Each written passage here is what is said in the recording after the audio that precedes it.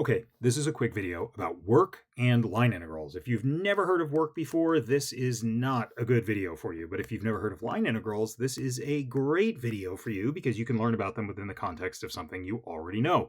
The first thing we have to remember in order to understand this video is dot product. So the dot product is defined for two vectors that have these as their components like this. In other words, it says take the x components, multiply them together, take the y components, multiply them together, and the z components, and then add them all up. That turns out to be the same thing as taking the magnitude of A times the magnitude of B and multiplying by the cosine of the angle between them. Visually, you can think of two vectors as having some angle theta between them, and you can break A into a part that lies along B and a part that lies perpendicular to B. What the dot product does is it takes the part of A that lies along B and multiplies it by B. The reason why this is important is because the dot product selects the component of A along B. And if you think about work, at first you just say, well, isn't work just force times distance? It is, but of course you can have a force that doesn't lie along the direction of motion, and physicists only want to talk about the part of the force that lies along the direction of motion. This is not something I can derive. This is simply what physicists mean when they talk about work. They want the part of the force that produces the motion in the direction you're going in, or anti-parallel to the direction you're going in. The point is that instead of writing work like this, I can actually write it as a dot product instead. And this has the main advantage that it eliminates this annoying angle theta. And I'll explain why that's important. I'll actually show you a picture why that's important in a second when we do a couple of examples, okay? So the only other thing we need to figure out here before we move on is what happens if f changes? In other words, what if you have one value of f here and another value of f here? Which f are you supposed to use? Well, you're already smart and you're already watching this video. So you know that you have to use this f and every single f in between, and then add up the work in all of the infinitesimal regions in between. And of course, all of that is the same as just doing an integral. Hopefully you know that before you're watching this video. What's new for you, perhaps, is that this integral is an integral that has vectors inside of it. And we call this a line integral. And the reason it's called a line integral is because it acts over a particular curve. In other words, before I was just showing you, something that was sliding backwards and forwards. But of course, in real life, things follow whatever curve they feel like following. And this is the weird part. Dx is the direction you're going in, and dx changes. You may be used to f changing. That's not an issue. But dx changes, and more specifically, dx changes depending on the curve that you choose to follow. Okay? So we're going to see how this works with a couple of quick examples. Okay? So one thing we want to do is expand this dot product, and this is what we're going to do on every single example. Now, this is a little awkward, though, because you might look at this and you might say, oh, isn't this just fx dx plus fy dy? And that's the weird thing, is that this is an integral over dy and this is an integral over dx, and those look like two independent integrals, but of course they can't possibly be independent because this curve, this integral, is over the curve, and this curve has dx and dy depending on each other in a complicated way, however the curve tells them to. So the way you break it up is a little more subtle than that, and that's what these next two examples will show you how to do. Okay? So here's something you might be able to guess what vector field this is. This is just the force of gravity near the surface of the Earth. In other words, it's a constant and it only points in the y direction. It only points downward.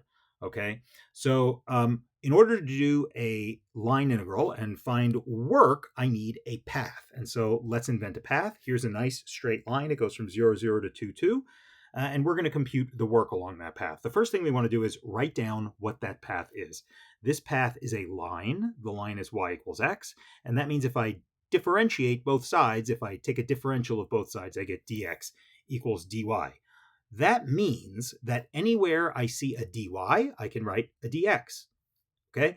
And anywhere I see a dx, I write a dx. So I plug in f, and I go dx dx. I multiply this times this, and I add it to this times this. And when I do that, I get a pretty simple integral whose value is minus 2g.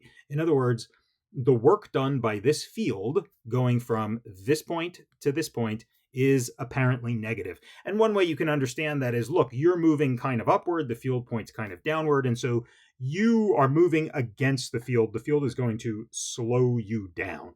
That's what work does. It speeds you up or it slows you down. That's really for another video. I just want to look at the mechanics of these line integrals. One thing you might wonder is, well, what if we choose a different path? And that's great. One thing to keep in mind about this purple path I just drew is that it's not actually one path, it's two paths. And that's because in order to write down an equation for it, I need two equations. One equation is the line y equals 0, and that implies that dy equals 0. The other one is x equals 2, which is also a constant, so that means dx equals 0. To find the work along this path, I find the work along each, and then I add them up. So along the first path, I substitute dx equals dx and dy equals 0 because that's what it says there. If I punch in my force, this times this is 0 and this times this is 0. So that's 0. No big surprise there. Hopefully this is familiar because your motion is in the x direction and your force is in the y direction.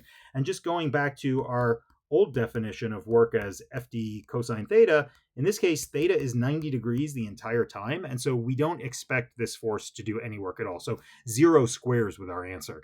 How about C2? So for C2, now I just pick my other path, which is to say dx equals 0 and dy is dy, and I get a pretty easy integral to do whose value is exactly the same value as I got along the other curve. And you may say, oh, so you just pick whichever curve you want, and that tells you the work, and it doesn't matter which curve you pick, but not so fast. I'm going to show you a more complicated example. Here I have a more interesting force. My force has lots of variables. I mean, it's got two variables anyway. And another thing to note is that the size of the arrows changes, and also the direction of the arrows changes. And something I just want to point out now, and maybe it'll be important in a different video I have, is that this force field, this vector field, has some rotationality to it. It circulates, and that ends up being very important in terms of whether or not two different curves give the same work. So let's just calculate. First, I'll pick the same path I had last time, which is a straight line.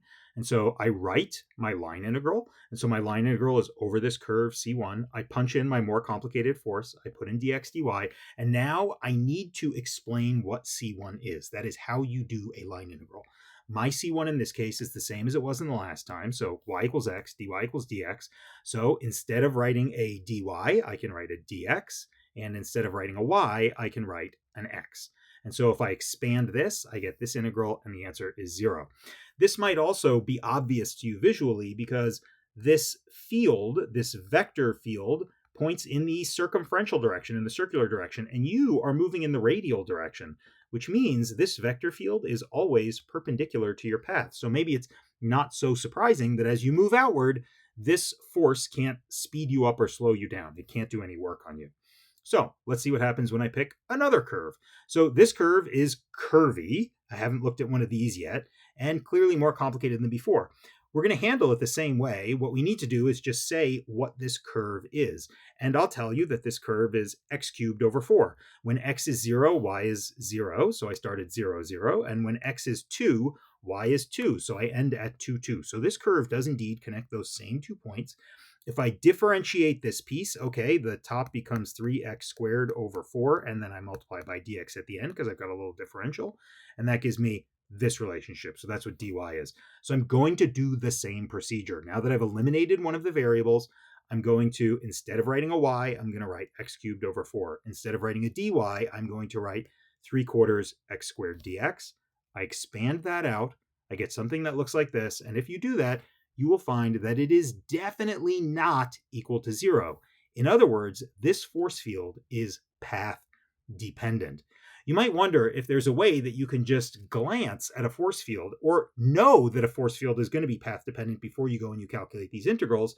There is such a way, and I'll do that in another video. But for now, the idea is just learn the mechanics of how to evaluate these integrals. And the trick is write down an equation for C, and that will tell you how to eliminate one or more variables, because this integral is really an integral over one curvy dimension, not 2 dimensions.